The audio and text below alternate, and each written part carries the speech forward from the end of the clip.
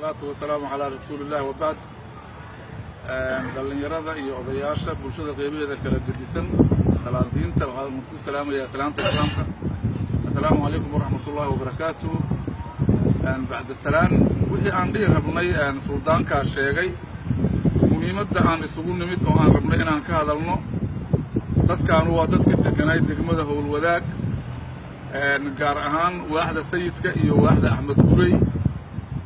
waqtigii dawladdu burburtay ilaa hadda dhul ay lahayd wasaaradda waxbarashada oo ku magacaabnay dugsigii sare ee Howlwadaag 28 sano maasimo 27 aan gacanta ku haynay annagoo deegaan ah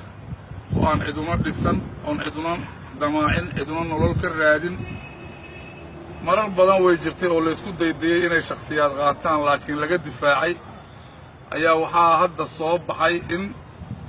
gobolkii Banaadir uu kula mucaamilay shakhsiyaad qaas ah arrinkaas ayaan isugu nimid awoodeennuna waa inaan saxaafadda ka hadalno ama warkeenna aan fogeyno marka Soomaalidu waxay tiraahdaa meesha in laga filayo Aaryaama ka timid madaxweynaha iyo ra'iisul wasaaruhu waxay hore u sheegeen inaan danta guud shakhsina isticmaali doonin marka iyagu xilka la wareegeen iyo wixii ka dambeeya maantana ma qarsoona madaxtooyadu wax yaray noo jirtaa wasiirka arrimaha gudaha og maamulka gobolku waa kii isagu hawsha qabsanayay gudoomiyaha degmadu waa wiil adeejiyay wax eeda annagu saari mayno waxaan codsanaynaa arrinkaas in dawladdu soo farageliso goobtaas danta guud ah oo 30 sano la ilaalinayay ninka lacagta ku bixinaya waxaan leenahay xalaal kuu noqon maysa lacagtaada ilaasho kan qaadanaya waxaan leenahay ha qaadanin waad ku sumoobe kuwa ka aamusan oo madaxda sidaan madax ku noqon maysaan haddaynaan soo faragelin waxaana ka dhiibaynaa jawaab cad oo lagu qanci karo wixii ku baabaa iyo wixii ku dhinta iyo wixii ku halaabana dadka aan u gudbinay oo madaxda oo aan soo faragelin ayaa qaadi doona wax allaala wixii cawaaqib xumo oo ka yimaada والسلام عليكم ورحمة الله وبركاته.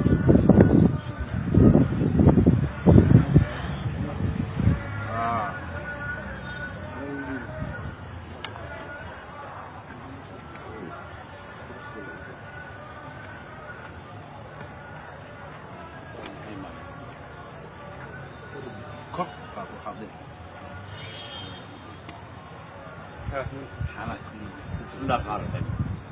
anigu ma doonayo inaan hadal badan aan iraahdo ma doonayo oo hadalka suldaanka iyo gubaaska ayaa qabeeyeen muhiimaddu waxay tahay 28 sano ka bacdi dugsigii sare ee Howlwadaag aan wax ku soo barannay dawladda maamulkeeda ku jirta iyo ragga ugu sarfeeyay badankooda wala midka ay ka soo baxeen oo xilliga aad ogeedeen oo dhibka badnaay la soo maray ee shacabkii iyo kala boobkii iyo dhulboobkii iyo waxyaabihii ka jiray Soomaaliya ay soo martay aad ogtiin hantiyada qaaska ah dadka qaaska u leeyihiin la kala boobayay laga difaacay in ay cid sheegato iyadoo loo yeelayo in carruurta dadka deegaankaas carruurtooda inay wax ku barato ay ugu tala galeen oo ay sidii dawladda hore u samaysay inay u difaacaan ilaa dawlad kale Soomaaliyeed ka imaanaysa ay ku tala galeen hadda maanta 28 sano ka bacdi la dhisanayaa wiilka la leeyahay inuu ru'owdiin la ma qaane oo dahabshiil oo maamula la leeyahay aniga dahabshiil isma naqaano ka kale ninka la yiraahdo maamulada kuwa kale maamulada degmooyinka iyo gobolada waxaan sheegaynaa iskuulka sare Howlwadaag ma dhismaayo ma dhismi doono weligeed ma dhici doonto wuxuu noqon doonaa meel ardayda Soomaaliyeed wax ku bartaan dadka reer Howlwadaag iyo ummadda kale Soomaaliyeed meel wax ku bartaan uu noqon doonaa mana laga xari doono wax lacagna ku kala qaadanina ninna lacagooyay kaaga dhamaanin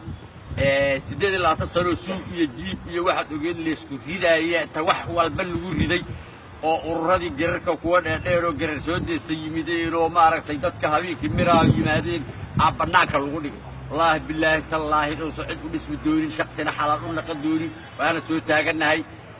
وحول اللي مديها من دفاعي xadka Soomaaliya nin cadow ka difaaco la mid yahay oo ninka ku dhinta ee maartay iskuulka howladaag difaaca iyo iskuulaadka kale la midka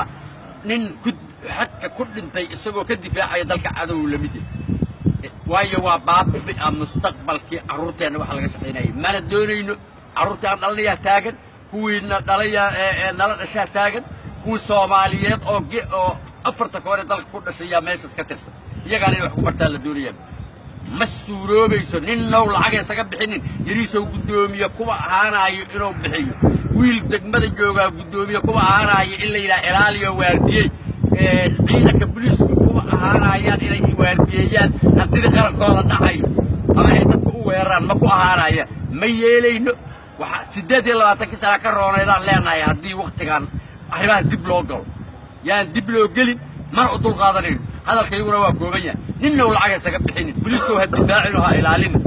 nabad sugida ha ilaalin ka leexo waa hantidii qarankoo la goobayo oo maaragtay iskuulka iyo waxbarashadii wasaaradda waxbarashada waxaan leeyahay arrinta ma moogaa soo gasho hadday lacag qaadatayna dalka ma mateli karto waa dareemi karnaa wasiirka waxbarashada inuu saacaddan iskuulka sare howlwadaag ka hadli waaya waa wax waa kirdiibel anoo sheego haddii cirku gatay anoo ma oran karno saas waa cirku hadduu gatay anoo sheego anoo samayso dawladda iskuulkaana laydin dhisay kanaa laydinku bedelay howlwadaag inay ka kiciso dadka aan ka dhisto ay rabtaan hasiida markaas annagu wax kaloo kale ka bedel laakiin ma yeelayno ma u dulqaadanayno waxaad markhaati ka aadid inaa wixii ku hallaaba mas-uuliyaddeeda ay qaadahayaan dadka hunguriyeeyey ee meesha ku dhisanaya wiil gudoomiye ka ah degmada howladaag ma ku ilaali kariyo in dahabshiil ay dhisato meesha ma ku ilaali kariyo shakhsiyaad kale inay guriga ka dhistaan mana laga yeelaayo waxna qarsan mayno aniga iyo asagu laba nin oo ilmaadeen laba gudoomiye degmaana wallaahi baan carruurtaydu inay baabada yeelay inaanan yeelin carruurtaydii waxbarashadooda inuu baabi'iyo wasalaamu calaykum waraxmatullahi wabarakaatu ciddii kale uga damiina